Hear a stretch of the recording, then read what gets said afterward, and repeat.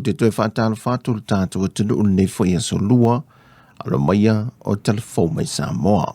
O le malupui puia ma le saunga le mua le antunu. O le vaenga mua le o lo pito I lunga I fuafuanga uma le whainga malo. E pei ona whaailoa mai e le fionga le minister o le soi fua malo loina, le fionga valasi ta fito lo pito whanua sele. Le ana ia saunoa. O le mafua anga fo le e alai o na whailoa I pea mai ilo fautuanga e mai le komite o whaarelame tupu whaafo se I le New York. E na ia maa walunga pea pui ngau Samoa mai wha mai pepesi. O Samoa, o le foi utoe wha au popo isi aso lana polo ingo pui ngā. Mai le aso lusa fulma le lua November se ia au lia le aso sifului vote sema. Peitai, utoe talatala maa lia isi vae ngoa na polo inga. Mai se tasi o fontanga le kabineta le aso lulu le vai aso nte nei. Ma wha maunia ia teu ngō polo ingo wha lavi te tupu whaafo sei. Mol fama il covitis fruiva e au fie mal tala ina leo talonga pinko mai aso to na I leono le taeao I le se fulmal tasi le po ai ole a tala ina foi pa pia faltel malo o fale kalapu ma fale ainga mai aso nga fua aso to nai I leono le taeao I le se fulmal le lua le vai luanga o le po na mata fa maluina yes winga o le polo inga mai le aso lua se fulmal fito November le aso for railing te nei se ia to iai se isi wha linga. Ai o isi vaenga umo polo ingo wha lawe tupu whafo se ina tu ina mai mo mua le kāpeneta o loo wha tu mau ina pēa. Ma io whontanga isi sila ina kāpeneta na whaies o na tūlanga whāna tinati e tu sahi ma le vaenga tōtus fu ma le varu pui tasi o le wha vai o le malo tutu o tasi o Samoa. Peitai o lea ua amata lia e le isi wha mai fau o le isi fo itu ai ngai whanau mai lava le covitis fluiva le ua whaingoina le Omicron, ma ua li potia wa a fiai tangata nu o Australia, Peritania, Afrika I saute, ma nisi o antunu, mai na fasiringi ai le fionga le minister soi fua malo nuina, pe whaamata o lo iai se popolenga I ate ia I le wha mai fau le nei, ono o whainga malanga iwa toi malanga mai eo tātou tangata mai Australia I Samoa. Ai le kai mingai le o iai la se kulanga pe o nga iai le kakoa o me kau fo yon kakoa nga I e makua pui ma va ai mai se lava a fai wa fiang nga kai Australia ia pe o kako kwa o ngai o iai ka nga e kau lava ka kilo ko a o ko ngolo iai le kako ko miki fa ko mo fa la fa fo se le fiogol minister le soi formalo noina le fionga va la sita fito lo pito fonua sele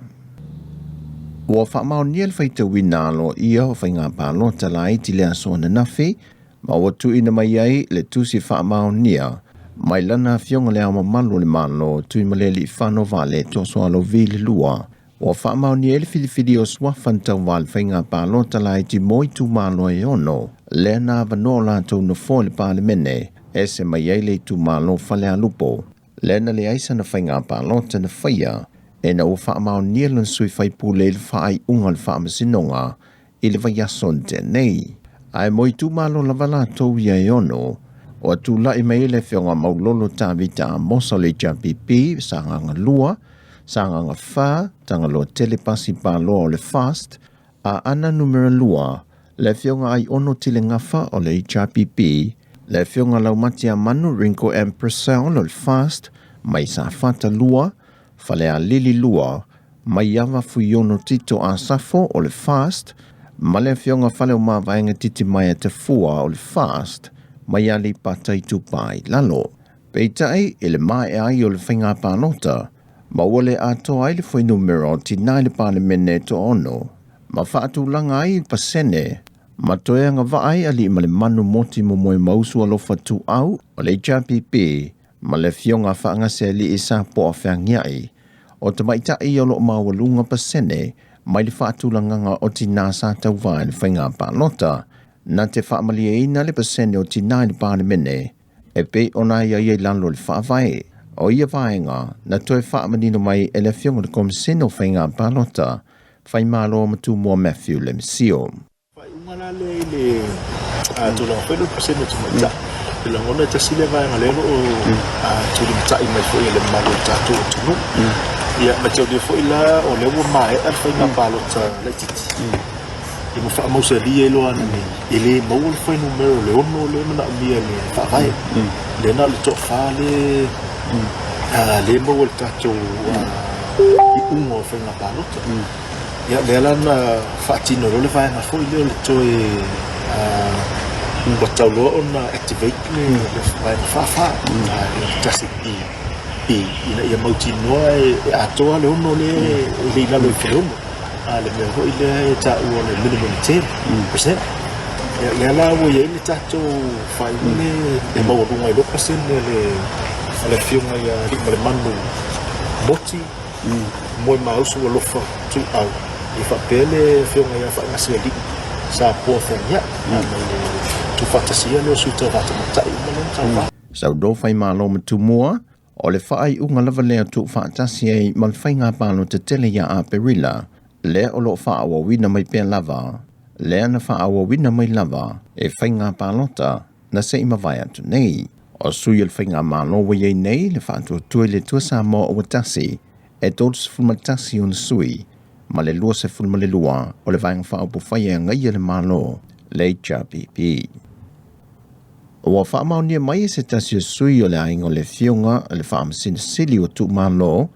le fionga pātū tia vāsu e whalwhantu maka sa polo, o se ngase ua lewa na whianga I malana fionga, le foisa sa idi tonga whitia tuai mō teimi e tele atunu I whafo, mai ua ina toi whaau I tuolo na swafa mai le whainga pālo ta tele le atunu ia a perila, peitai o le ua malo no ai. O le tausanga ia whaiva sa lauiva sa pumalelua, na urua e filifili ei a vea mawhaamasina sili, se ia retire le tausanga lua fes fulmaliva. O le fionga pātū o se tama whanau o le fionga o vaiala, na onga lea o ngā malisi mulvai, so ai malkolisi o sangato Iosefo, ma whaaua waila na onga le University au Kilani, ma whaau umai e lona wha e longa masters e le vaengo tula whono I le awhiv se lau fetus fulmalilima, ma nga I mai e Samoa. O le fionga pātū tia vāsu e whalwhatu maka sa polo, o ia le na so atu le ulua I Samoa mō mua na avea mwhaamsino sili le whaamsinonga, le fionga tu loma Neroni Slade. O talafauia mai Samoa mo le ne yaso, se isi o na whao poponga le tulai sa funma le lua, whaasoi foia.